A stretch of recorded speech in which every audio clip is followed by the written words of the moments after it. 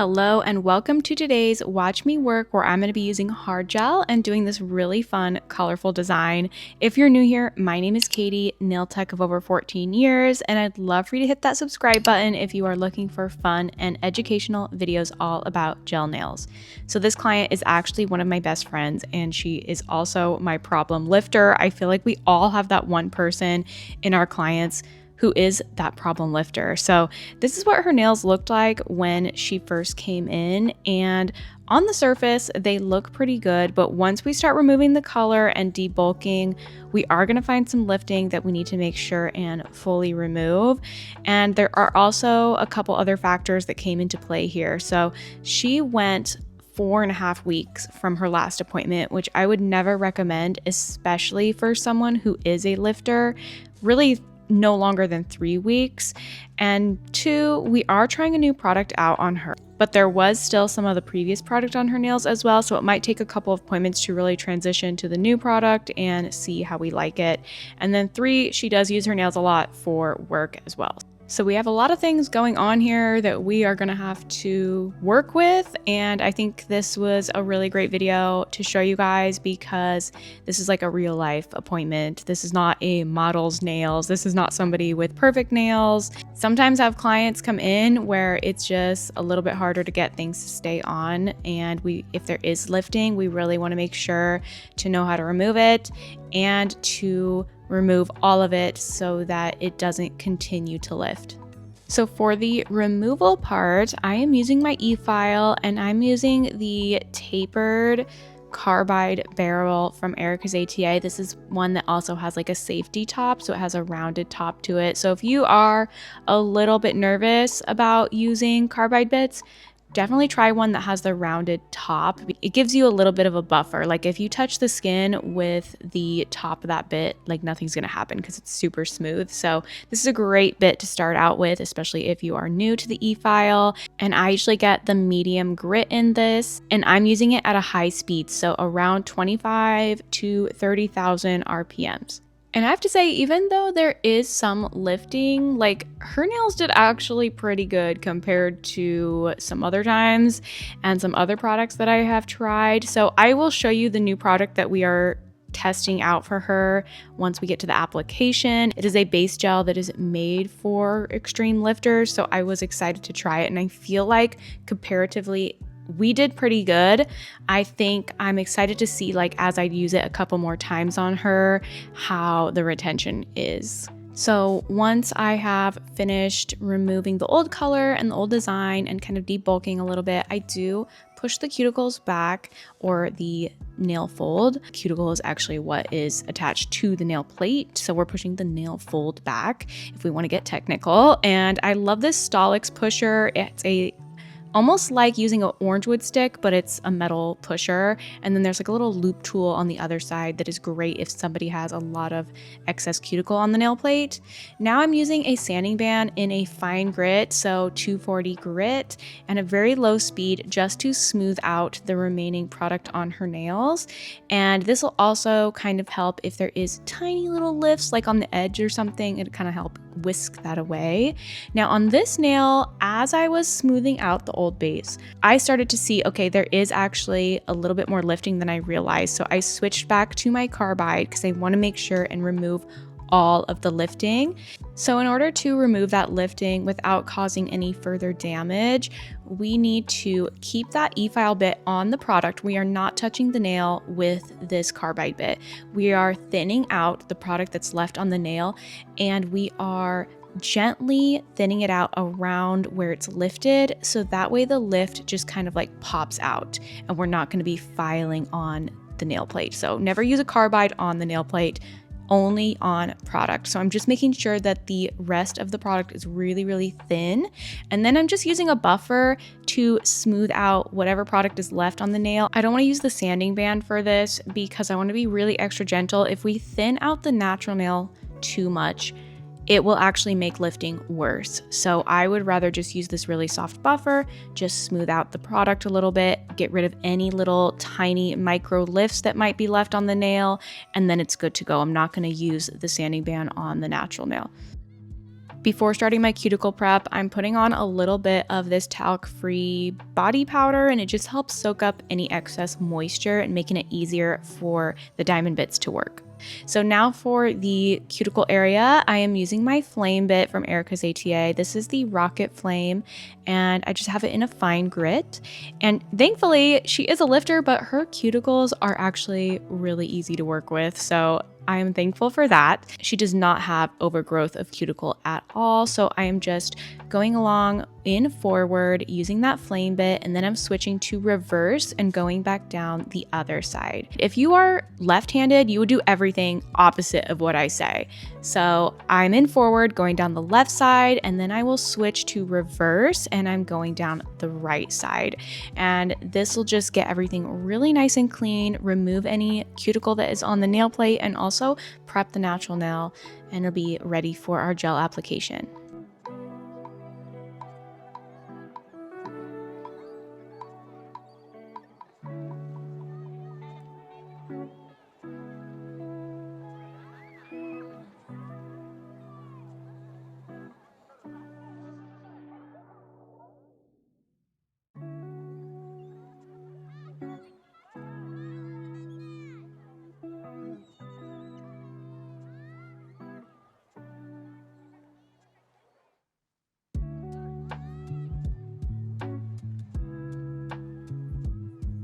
So like I was saying, her cuticle area is really pretty easy to work with, so I don't have to really do that much nipping. I'm using a ball bit in fine grit, and I'm just going along that nail fold and just exfoliating any dead skin. And this is really great for somebody like this who doesn't really have that much to nip anyways. You can just use this ball bit.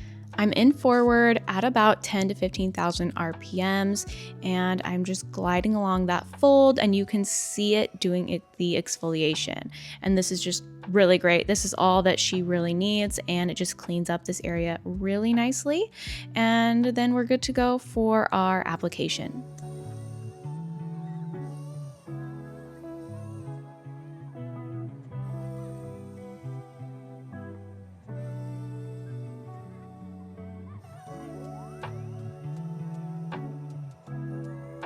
Now I am using a 240 grit file, and I am just getting a rough draft of the shape that I want. I'm not gonna worry about obsessing about getting the perfect shape at this moment because I know I'm gonna do finish filing at the end anyways. So I'm just getting basically a rough draft, and then that way I can apply my gel into the basic shape that we're looking for, and then I can really refine it after the application.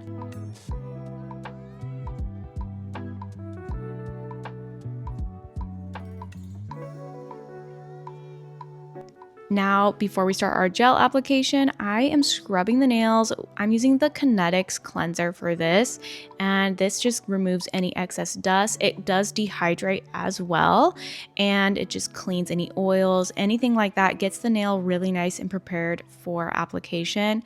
I then go ahead and add the Kinetics dehydrator, just because I want to make sure those nails are super, super clean and ready for application, especially because she is a lifter. I will do anything to get those nails to stay on. And so I really am liking the Kinetics cleanser and the dehydrator. Now, this is the new product that we are testing out on her. It is the akzentz Super Bond. They just came out with this pretty recently, and it's for oily nails or extreme lifters. So when I saw this, I immediately thought of my friend. I was like, we have to give it a try if it's for extreme lifters. It does have a little bit more acid in it than your typical base, which is probably what gives it that little bit of extra adhesion. Now, I didn't use a primer, except I'm kind of feeling like I should have used a primer. I'm so used to using gel products that don't need a primer. I didn't really think about it, but I think next time I might add a primer as well, just to see if that makes any difference. But I'm really excited to see how this base gel holds up over somebody who has lifting issues. And so when I apply the base gel, I do apply it with a scrubbing motion, but I make sure that the end result is a nice, thin, even layer of base. So if you can see a really rough and gritty texture after you've applied your base, it's probably too thin. You want to make sure it's a nice, even layer. The base is acting as our adhesion as well as a nice cushion before we apply our hard gel. Then for the hard gel, I'm using Akzentz Trinity in SC1.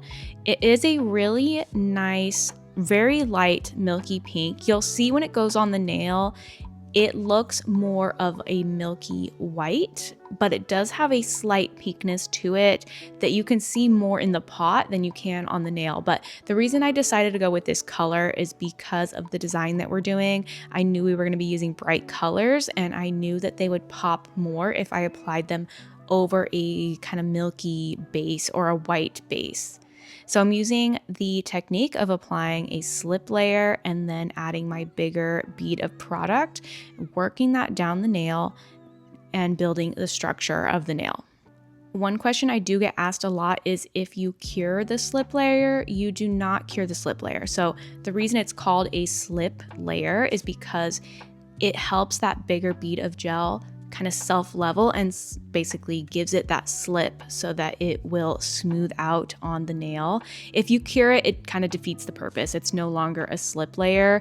It's more just like a regular thin cured layer, which you can also do. It's just not a slip layer anymore. So that is one question I get asked a lot. Don't cure that slip layer. Put a nice thin layer, then apply your bigger bead, and then you can cure the whole thing together in one go.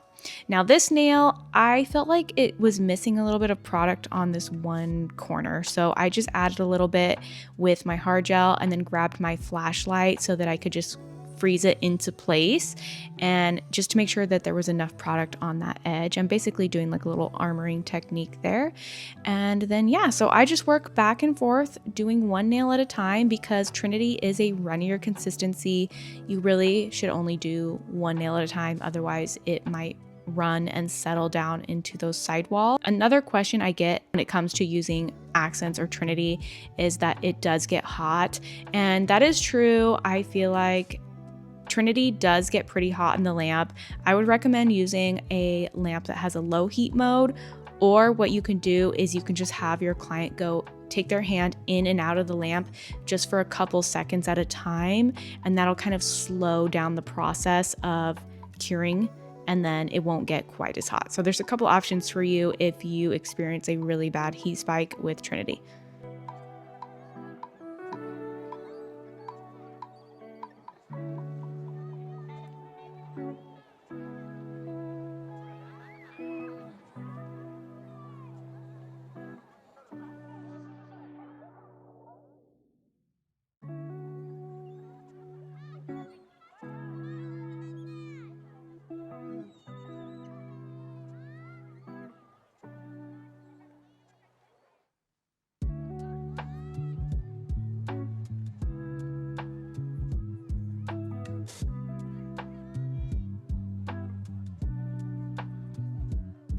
Now, once that's all been cured, then it's time to do our refining and finish filing. And I'm just making sure the shape is on point. And I am also using the file to just refine the surface as well if needed. Now, a question that I get asked is my best tips on how to shape and file. And honestly, my biggest tip when it comes to shaping is actually to work on your application. The better your application is, the less finish filing and shaping you're gonna have to do in the end. And really, you can see all I'm doing is just refining this edge, and then I just barely go over the surface as needed, and then I'm just using a buffer to smooth everything out. So if you are struggling with shaping and lumpy nails, uneven nails, make sure to work on your application, because that is one thing that will help so much. If you want to watch a video solely about how to shape round nails, then I highly suggest checking out this video that I have here where I walk you through it in detail. Just comparing the two hands, making sure no one nail is super long or different than the other ones, just fixing that if needed. And now it's time for the design. So I am applying these colors that I want to use on a palette. Most of them are from Kinetics. They're all from Kinetics except one which is from Nail Thoughts. It's a newer, like bright yellow one. It's really fun. So here are all of our colors. It's really nice, fun, spring, summery color palette. This is exactly what I need. And so I'm using a blooming gel. I'm using the Cocoist Hazy Gel in clear, applying a coat of that. You don't cure that when you use a blooming gel. And then I am just using my dotting tool and dropping down these colors into that blooming gel. And then I do one nail at a time, cure that so that it doesn't move. If I did a couple nails at a time, that first nail would still continue to spread and it just wouldn't give the same look. So I only do one nail at a time. And then once it looks how I want it to look, I make sure and have her put her hand in the lamp. And we have this really fun, we were saying like tie-dye, kind of 90s look with all of these different colors. I think it's so fun.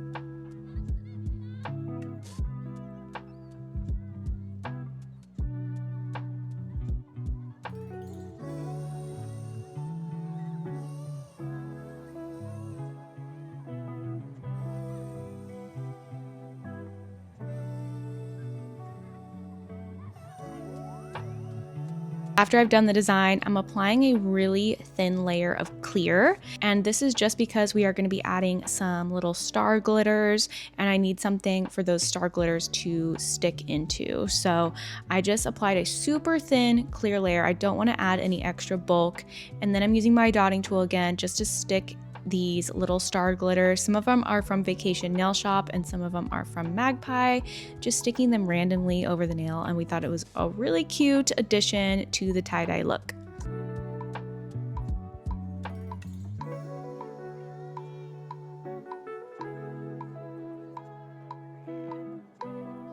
Now for the top coat, I went with my Cocoist Ultra Glossy because it has a nice thicker consistency to it, so it covers over those stars really well. If I use something thin, I think that it would kind of slip away from the stars and I'd be left with like a bumpy surface. So I wanted something that would smooth over the nail art and the stars and make a nice smooth surface. All right, here's the end result. We both love them so much. They are so fun. And don't worry, we already have her appointment pre-scheduled for 3 weeks from now. So we won't be going 4.5 weeks for this next one. And I think that we're gonna see some good results. I'm excited to see her when she comes back. If you enjoyed this video, I think you would also really like this one where I show you how to correct and overlay square nails with hard gel. Don't forget to give this video a like and subscribe, and I'll see you guys in the next one.